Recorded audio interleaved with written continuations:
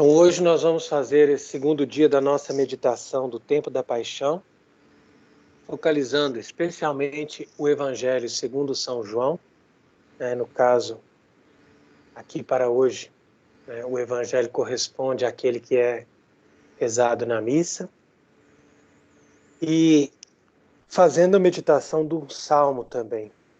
E hoje nós vamos meditar o Salmo 39. Ora, aqui no Evangelho diz que Jesus caminhava pela Galileia. E ele não queria mais andar pela Judeia porque os judeus já o queriam matar. Então ele estava ali na região da Galileia, né? E estava próximo dia dessa festa que é chamada, em latim, a festa Xenopédia. Então os seus irmãos disseram: sai daqui e vai para a Judeia para que os teus discípulos vejam as obras que tu fazes. Porque ninguém pode fazer essas coisas em oculto. É preciso que você fale abertamente e que você se manifeste abertamente ao mundo.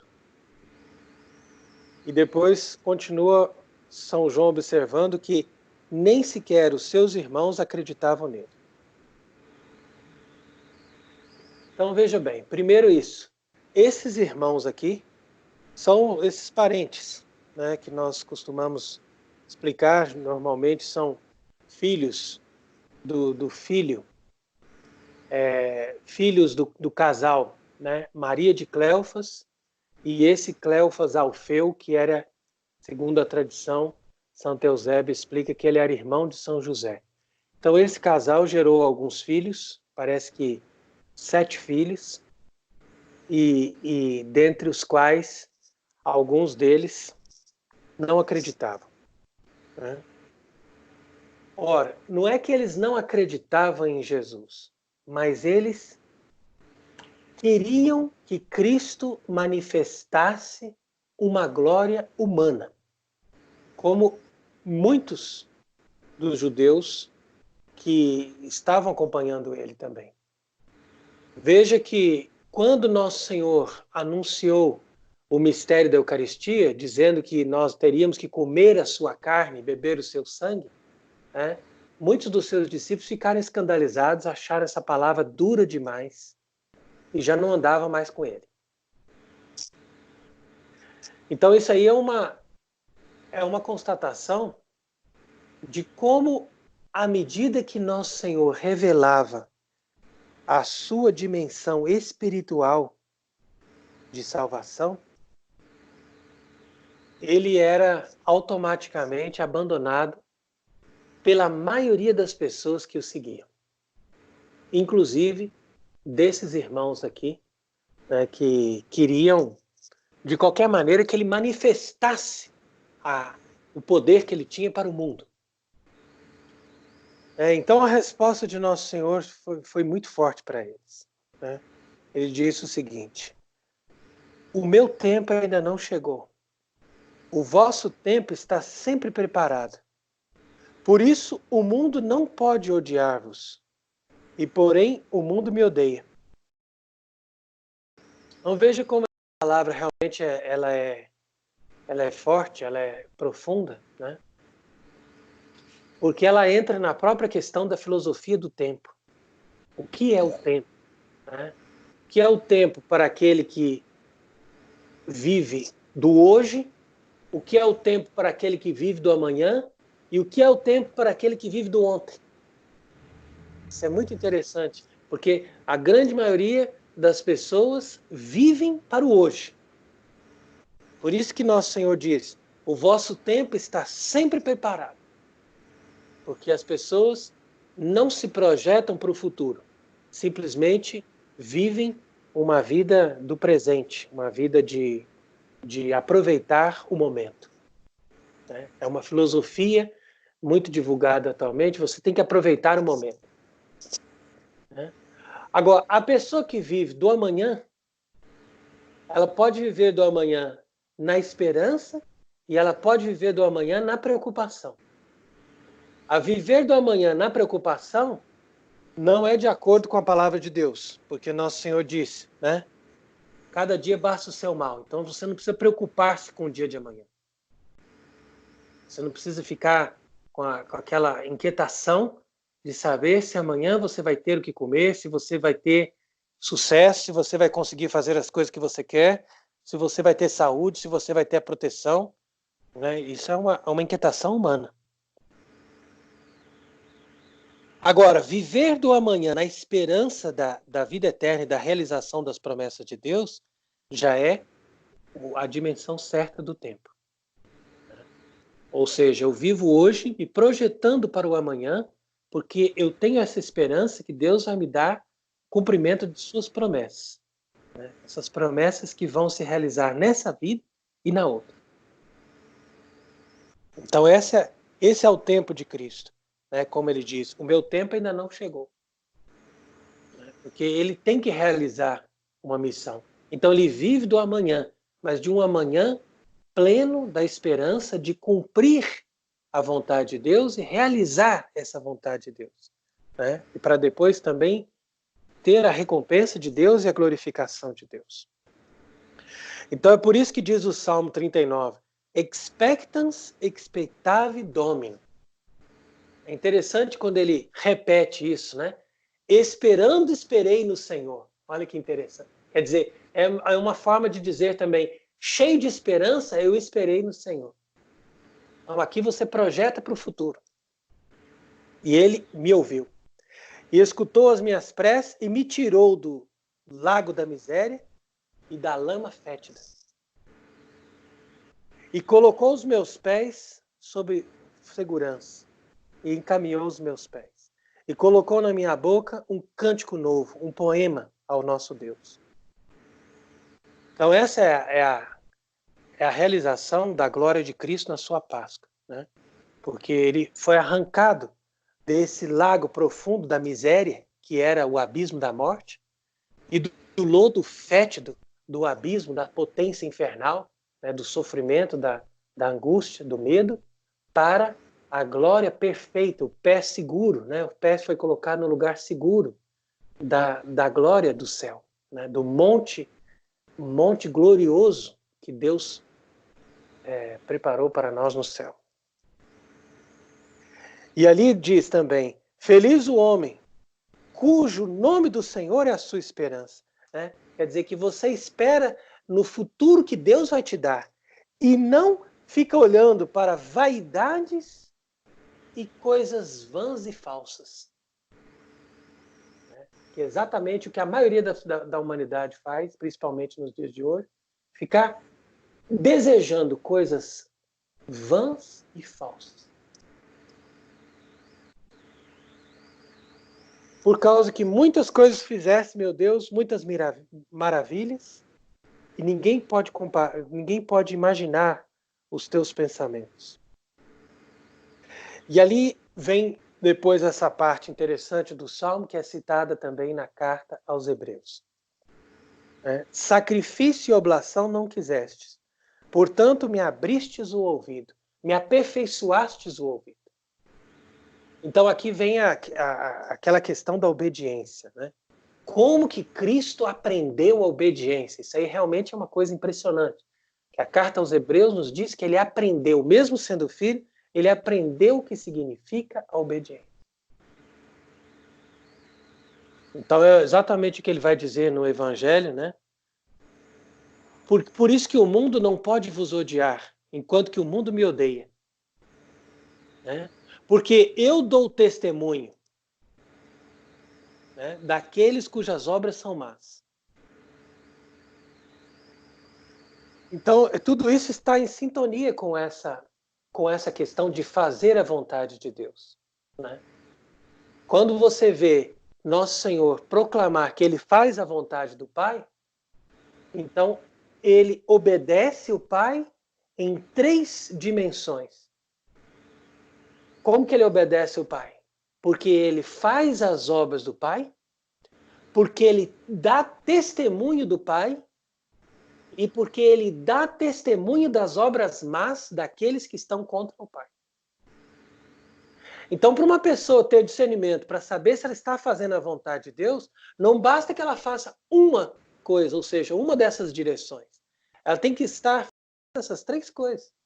Você tem que fazer o bem, mas também você tem que testemunhar a verdade, né? E você também tem que denunciar a mentira.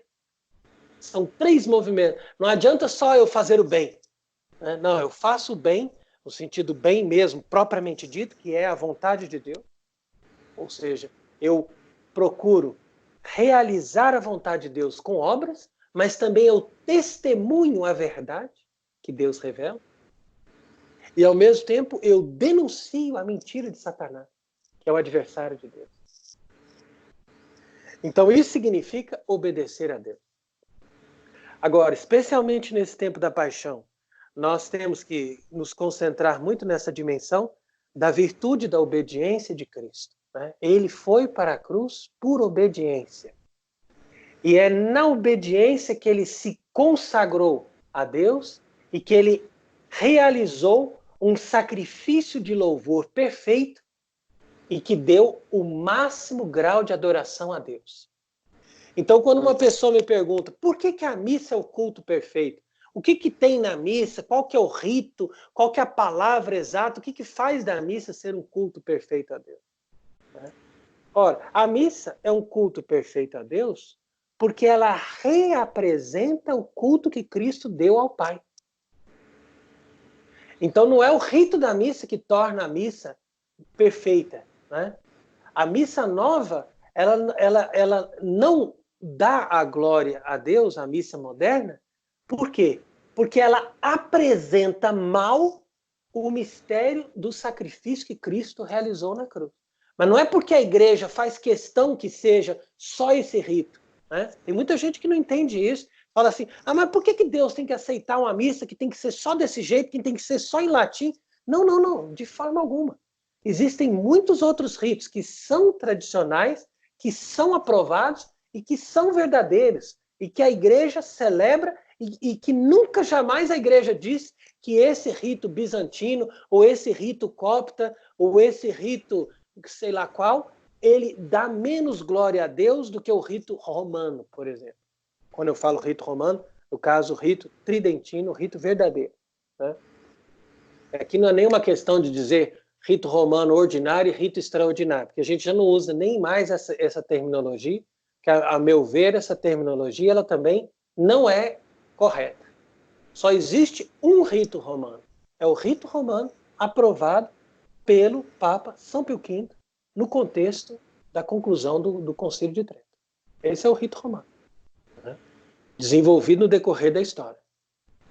E existem outros ritos variados, né, que são variações do rito romano, e foram também aprovados pelo mesmo Papa, desde que eles tivessem mais de 200 anos, na época que ele aprovou o rito romano definitivo, né? Por isso que ele diz, eu não somente estou aprovando, eu estou canonizando essa missa. Canonizando significa, eu estou fechando isso aqui para que nunca mais seja mudado. Então esse é o rito romano verdadeiro, e que pode ser chamado de rito ordinário, porque ele é o rito único que a Igreja Romana canonizou e definiu como rito romano ad perpetuum, ou seja, para sempre. Então a missa que é feita nova, ela é inválida. Então a pessoa fala assim, eu estou obedecendo o Papa Paulo VI porque eu estou celebrando a missa válida, porque a Igreja, ela aprovou essa missa. Mas, se você for analisar, o Papa Paulo VI estava desobedecendo uma bula de um Papa anterior a ele, que era ad perpetuum. Então, por causa disso, ele estava na desobediência. Então, uma pessoa que está na desobediência não pode ser obedecida. Isso é uma questão óbvia. É uma questão óbvia. Se Cristo estivesse na desobediência ao Pai, ninguém poderia obedecer a Cristo. Mas é porque Cristo obedeceu ao Pai que ele começou a cadeia da obediência. É uma cadeia, como se fosse uma corrente. Então, Cristo obedece ao Pai. O Papa obedece a Cristo. E, por sua vez, o bispo obedece ao Papa. E aí, o padre, o clero, obedece ao bispo. E aí, por sua vez, o fiel obedece àquele padre. Então, é uma cadeia de obediência. Ora, não se pode interromper essa cadeia de obediência. E um Papa não tem o poder infinito. Ele tem um poder subordinado àqueles que são superiores a ele. Quem é superior ao Papa? Superior ao Papa são os papas anteriores a ele. E, claro, o próprio Evangelho e a própria Palavra de Deus, o próprio Cristo. Né? Então, Cristo deu poder aos apóstolos, os apóstolos, por sua vez, deram poder para os bispos, que, por sua vez, estão subordinados ao chefe deles, que é o sucessor de Pedro, o Papa. Então, o Papa, ele é a autoridade suprema, a não ser que ele esteja em estado de apostasia. Estado de apostasia não acontece assim, para a gente ficar julgando, cada 50 anos tem um Papa que entra em apostasia. Não.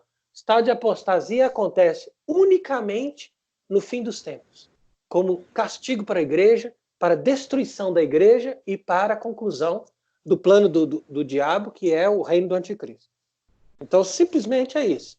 O estado de apostasia é o estado final de degradação da igreja, que não é um estado só solitário do Papa, mas é um estado de todo o conjunto da igreja junto. Né? Vão todos juntos para o abismo. Então, essa expressão da obediência de Cristo, ela tem que ser muito bem observada, né, no contexto do tempo da paixão. Talvez o maior fruto que nós podemos tirar da meditação do Evangelho da Paixão, né, desses dias de Semana Santa, é conscientizar-nos de qual é o valor da obediência de Cristo. Né? Então, por isso que ele diz, ó, abriu meus ouvidos, ou aperfeiçoaste meus ouvidos, porque o ouvido é através do ouvido que eu obedeço. Eu ouço e eu executo. Então, é obe audire, né, em latim. Holocausto pro pecado não postulaste, tu que diz ex tiver. Então, quer dizer que Deus não pediu nem holocaustos, né, nem vítimas para o sacrifício, mas ele quis que Cristo viesse para fazer o sacrifício perfeito dele mesmo, com a sua própria obediência. Então, isso aí é algo que é realmente impressionante, muito bem interpretado pelos apóstolos, né, muito bem compreendido, e é por isso que a carta aos Hebreus vai traduzir, colocar esse salmo aqui como o núcleo dos sentimentos de nosso Senhor ao realizar a sua paixão. Por isso que diz, então eu disse, eis que venho, com prazer faço a vossa vontade. Né? Na cabeça do livro está escrito a meu respeito, vou fazer a vossa vontade.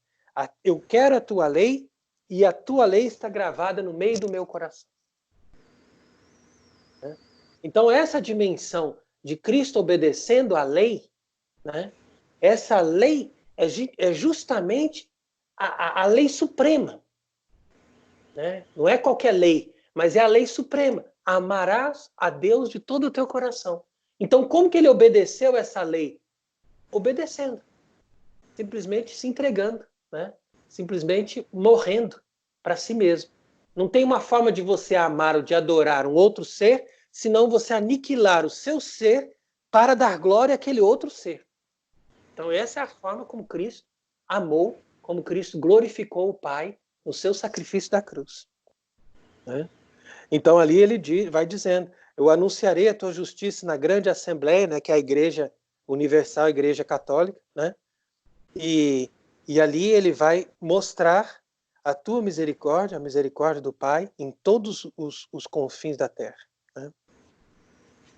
E ali, se você continuar meditando o Salmo, né, ele vai dizer, exultem e se alegrem todos aqueles que te desejam, e digam sempre que seja engrandecido o Senhor, aqueles que amam a tua salvação. Né? Eu, porém, sou mendigo e pobre, e o Senhor é solícito para mim. Por que ele diz que ele é mendigo e pobre?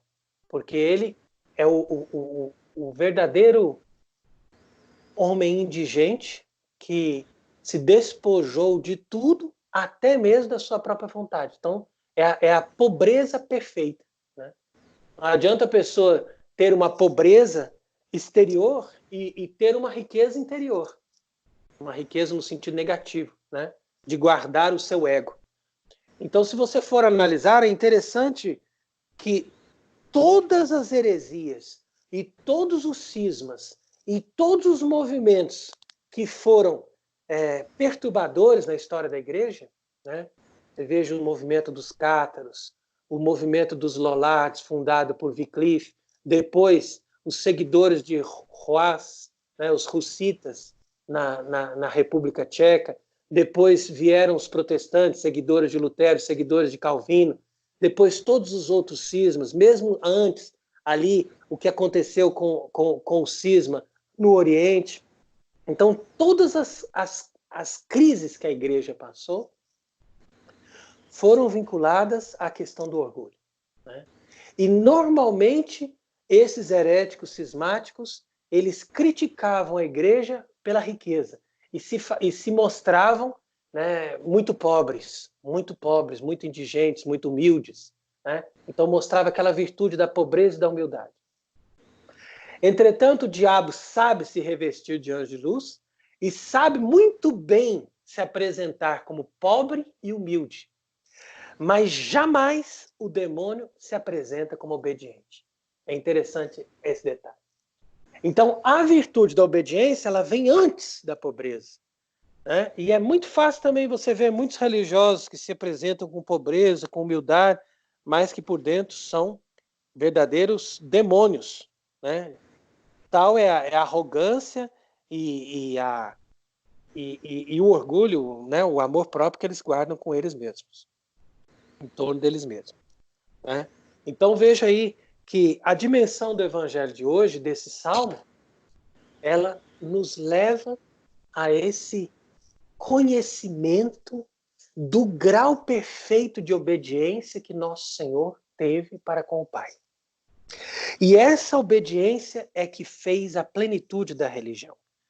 Por isso que diz ali, ele não quis oblações nem sacrifício. Não é que Deus não quis, é ele que pediu, né? Foi desde Moisés, desde o Antigo Testamento, ele pediu. Mas aqueles sacrifícios não eram capazes, né, de agradar perfeitamente a Deus. Eles eram uma figura do sacrifício de Cristo. E o sacrifício de Cristo, ele, apesar de ser exteriormente violento, né, no sentido de um corpo todo destruído, todo sanguentado na cruz, né, nós temos que considerar que a violência da vontade, ou seja, a violência interna do coração, foi muito maior. Foi muito maior. Porque uma coisa é você morrer porque alguém te prendeu, alguém foi lá e levou, você não teve como escapar. Outra coisa é você mesmo, né, tendo o poder de escapar da morte, dizer, eu me entrego voluntariamente para essa morte, né? Então, essa violência, Nosso Senhor, ele a fez no Horto das Oliveiras, antes de ser entregue. Porque ele tinha que se convencer a si mesmo de que ele tinha que fazer a vontade do Pai, de que ele tinha que aceitar, de que ele tinha que se render, de que ele tinha que se entregar e não usar o seu poder divino para escapar da morte. Então, essa violência foi tão forte com ele mesmo que ele chegou a sangrar. O suor, saiu sangue, né?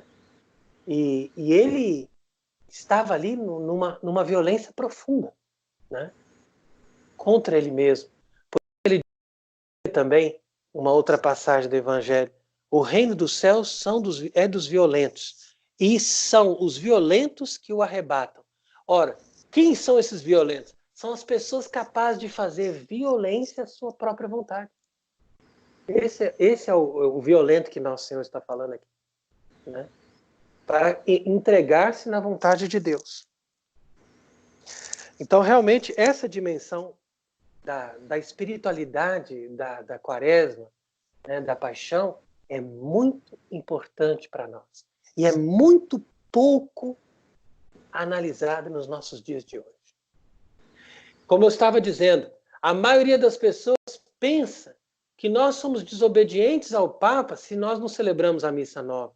A maioria das pessoas pensa que nós somos desobedientes ao Papa se nós não fazemos as coisas conforme o ritmo da apostasia e conforme as determinações do Vaticano II. Mas o que eles não compreendem é que esse concílio e essa missa foram golpes que o inimigo utilizou, né, através de uma infiltração sistemática dentro da igreja, para fazer com que as pessoas que querem ser santos, né, fossem seduzidos pela ideia de que eles são obrigados a obedecer isso, senão eles não são verdadeiros discípulos de Cristo. Porque os discípulos de Cristo seguem a obediência. Então, realmente é um golpe. Né? Eu digo que eu estou obedecendo, todo mundo está vendo que eu estou sendo um bom cristão, eu mantenho o título de bom católico e lavo minhas mãos, deixo Cristo morrer na cruz. Foi o que aconteceu com o Sinédrio. Né? O Sinédrio tinha muitos que não aceitavam que Cristo fosse julgado e que ele fosse morto daquela maneira, sem uma testemunha coerente, sem uma coisa que tivesse ali, né, realmente um fundamento.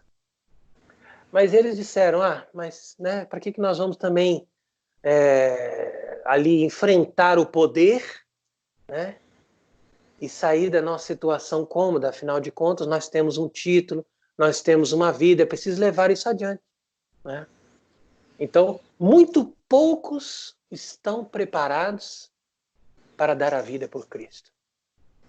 Muito poucos estão preparados para dar a vida com Cristo. E essa é a conclusão aí do tempo da paixão.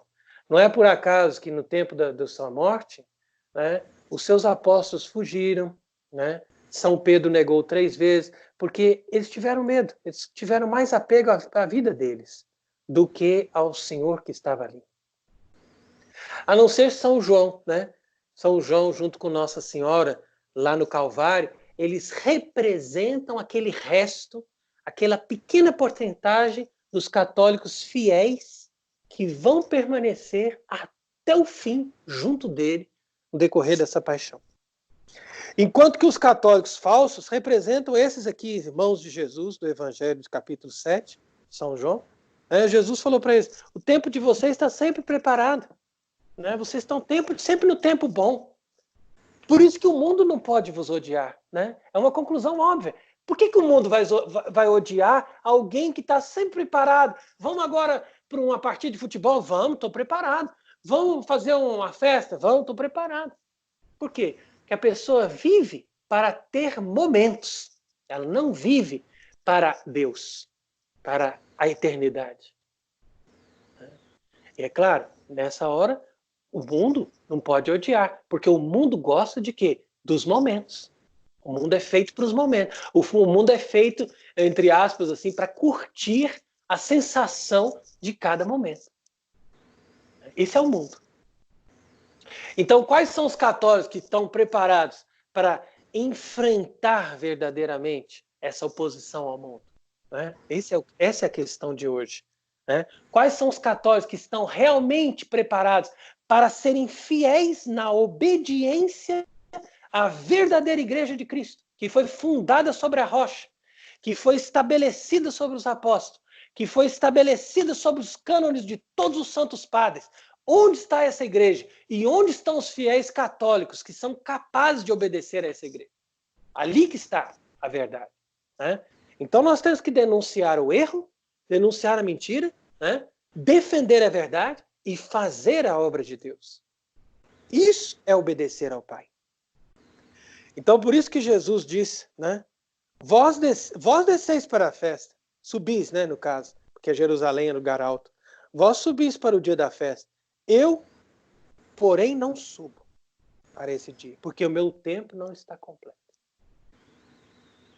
Então, vejam aí que essa passagem do Evangelho de hoje realmente nos dá um fundamento muito forte para nós compreendermos a nossa dimensão, né, de cristãos, de católicos, de verdadeiros discípulos de Cristo.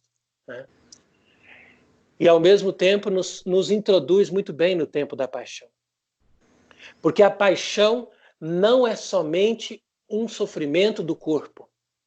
A paixão de Cristo foi um sofrimento que ele teve desde o primeiro instante da sua encarnação. E que chegou à plenitude no momento da sua oração no Horto das Oliveiras. Então aqui o Salmo 39, que nós meditamos, já fala da encarnação. Porque eu disse, eis que eu venho, com prazer eu vou fazer a vossa vontade. Então, desde aquele primeiro instante que ele saiu do seio do Pai, que se encarnou no seio da Virgem Maria, ele já estava ali dizendo, vim fazer a vossa vontade. E ele já estava ali se preparando, né, para ser vítima dos nossos pecados.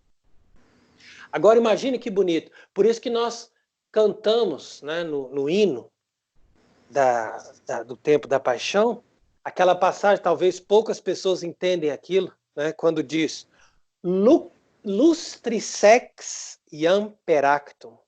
Esse hino é realmente muito bonito e ele tem um sentido, né? Esse aqui tem uma lógica. Ele vai falando de tudo que aconteceu com Cristo até ele estar pronto para sofrer. Né? Então, quando fala lustrisex quiam peractis, tempus implens corporis, né? Então esses lustrisex quer dizer que um lustro quer dizer 5 anos. Então, depois de 6 lustros, ou seja, de 30 anos, ele já está preparado e o tempo do corpo já está completo. Né?